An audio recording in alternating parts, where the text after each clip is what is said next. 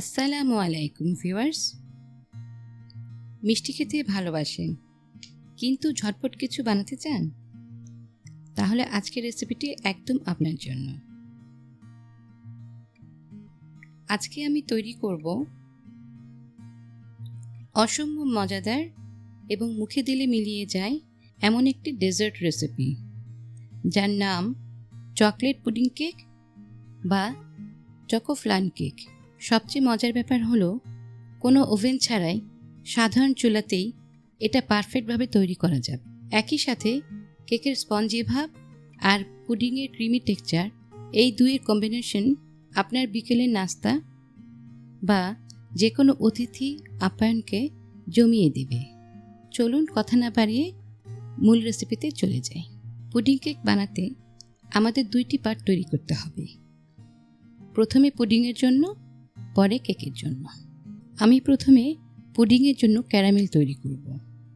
এই জন্য 1/3 কাপ চিনি একটা প্যানে নিব। এর সাথে 1 টেবিল চামচ ঘি দিব। গ্যাসের ফ্লেম লো থাকবে। এবার 1 টেবিল চামচ পানি দেব। যখন হালকা কালার আসতে শুরু করবে তখন প্যানটা নাড়িয়ে দেব। চিনি মেল্ট হয়ে গেলে এবং ক্যারামেলের একটা সুন্দর কালার আসলে তখন ক্যারামেলটা পুডিং মোল্ডে ঢেলে দেব। আমি একটা গ্লাসের 9 ইঞ্চি মোল্ড নিয়েছি, এর মধ্যেই ক্যারামেল সেট করব। এবার পুডিং তৈরি করার জন্য 1 কাপ লিকুইড মিল্ক আর 1/3 কাপ কনডেন্স মিল্ক নিয়ে কিছুক্ষণ জাল করব। এবার 1/4 কাপ চিনি দেব। যেহেতু কনডেন্স মিল্ক দিয়েছি সেজন্য 1/4 কাপ চিনি দিয়েছি। যদি কনডেন্স মিল্ক না দিতাম তাহলে 1/2 কাপ চিনি দিতে হবে। দুধ আগে থেকেই জাল দেওয়া ছিল, তাই চিনি গলে গেলেই গ্যাসের ফ্লেম অফ করে দেব। দুধটা বেশিক্ষণ জাল দেওয়া লাগবে না। আর কনডেন্স মিল্ক দেওয়ার জন্য দুধটা এমনিতেই ঘন হয়ে আছে। এবার একটা বোলে পুডিং তৈরি করার জন্য 3টা ডিম ফেটাবো। জোরে জোরে ফেটাবো না, তাহলে বাবলস ক্রিয়েট হবে।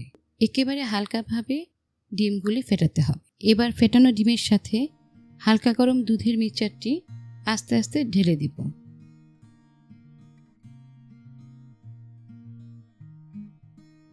এবার পুডিং মোল্ডে যেখানে ক্যারামেলটি সেট করা আছে সেখানে একটা স্ট্রেনার দিয়ে ডিমের পুডিং মিক্সচারটি ছেঁকে ঢেলে দিব। ছাঁকার সময় যে লাম্পসগুলি বের হয়েছে সেগুলি আলাদাভাবে রেখে দিব, সেগুলি পুডিংয়ে কোনো কাজে আসবে না। এখন পুডিংয়ের মিক্সচারটি এক সাইডে রেখে দিব। এবার চকলেট কেকটি তৈরি করব। চকলেট কেক তৈরি করার জন্য 3টি ডিম নিব।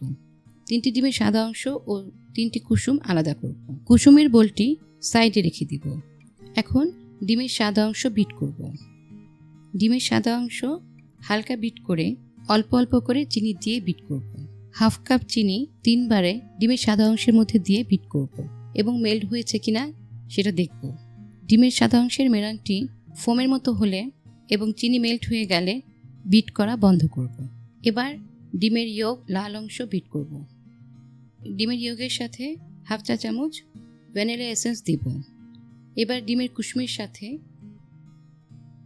কুসুমি মেলাঙের সাথে তেল প্লাস ঘি 1/4 কাপ একসাথে মিক্স করে আস্তে আস্তে কুসুমের সাথে মেশাবো। এবার ডিমের সাদা অংশের সাথে ডিমের লাল অংশের মেলাংটি আস্তে আস্তে ফোল্ড করব।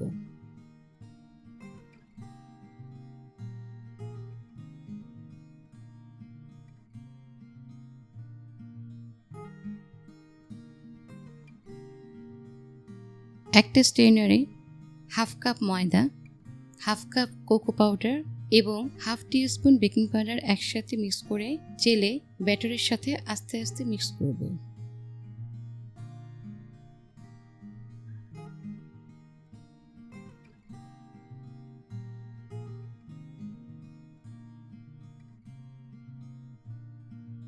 এর সাথে 1/2 কাপ মিল্ক পাউডার দিয়ে ভালোভাবে মিক্স করব ব্যাটারটা। এবার এই ব্যাটারে 2 টেবিল চামচ মেল্টেড চকলেট দিব, তবে এটা অপশনাল, না দিলেও চলবে।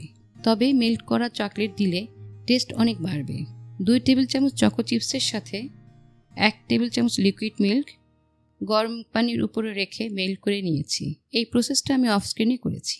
আমার চকলেট কেকের ব্যাটারটি রেডি হয়ে গেছে। এখন পুডিংয়ের মিশ্রণের উপর চকলেট কেকের ব্যাটারটি আস্তে করে ঢেলে দিব। ভয় পাবেন না, পুডিং মিক্সচারটির উপরে কেকের ব্যাটারটি উপরে ভেসে থাকবে। কোনোভাবে পুডিংয়ের লেয়ার আর কেকের ব্যাটার একসাথে হবে না। পুডিংয়ের মিক্সচারটি থাকবে নিচে আর কেকের ব্যাটারটি থাকবে উপরে। এই যে চকলেট পুডিং কেক বা চকো ফ্লান কেকের লেয়ার, উপরে কেকের ব্যাটারটি ভাসছে আর নিচে ডিমের পুডিংয়ের লেয়ারটি। এখন চকো ফ্লান কেকের মোলটি ফয়েল পেপার দিয়ে মুড়িয়ে নিব, যাতে চুলার উপরে যখন পানিতে স্টিম করব কোনোভাবে যেন পানি মোল্ডের মধ্যে প্রবেশ না করে। ফয়েল পেপার দিয়ে মোড়ানো হয়ে গেছে, এখন এটাকে স্টিম করব। এই জন্য একটা পাতিলে নর্মাল পানি নিয়ে স্ট্যান্ড বসিয়ে পুডিং কেকের মোলটি বসাবো। এরপর ঢাকনা দিয়ে মিডিয়াম আঁচে 50 থেকে 60 মিনিট স্টিম করব। যদি মোলটি ছোট হয় তাহলে স্টিম কম সময় করতে হবে। চকলেট পুডিং কেকটা আমার হয়ে গেছে। ফয়েল পেপারটা খুলে ফেলি, দেখুন কতটা পারফেক্ট হয়েছে। উপরের চকলেট কেকটা স্পঞ্জি আর নিচের পুডিংটা একদম স্মুথ, মুখে দিলে যেন মিলিয়ে যায়। এখন ডিমোল্ড করব। চকলেট কেক পুডিংটাকে আনমোল্ড করার জন্য একটা ধারালো ছুরি দিয়ে চারদিক ঘুরিয়ে নেব এবং একটা ডিশে আনমোল্ড করব। দেখুন কি সুন্দর চকো ফ্ল্যান কেকটা পারফেক্ট হয়েছে। উপরের চকলেট কেকটা স্পঞ্জি আর নিচের পুডিংটা একদম স্মুথ। এখন কেটে দেখাই, কাটার সময় কি সুন্দর স্মুথ কেটে যাচ্ছে।